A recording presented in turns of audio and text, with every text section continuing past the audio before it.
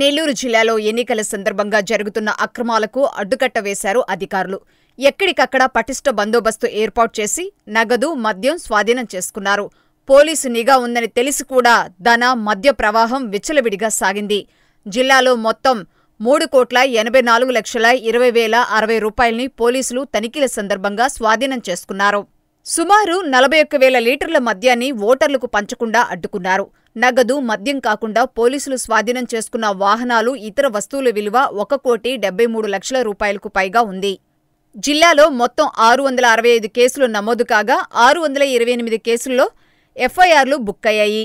ఎన్నికల నియమావళికి విరుద్ధంగా ప్రకటించినందుకు 156 కేసులు కట్టారు పోలీసులు. జిల్లాలో ఇప్పటి వరకు అభ్యర్థులకు మద్దతుగా మీడియాలో 228 పెయిడ్ న్యూస్ ఐటమ్స్ వచ్చినట్టు రిటర్నింగ్ అధికారులు గుర్తించారు. దీనికి సంబంధించి ఆయా అభ్యర్థులకు నోటీసులు జారీ చేశారు.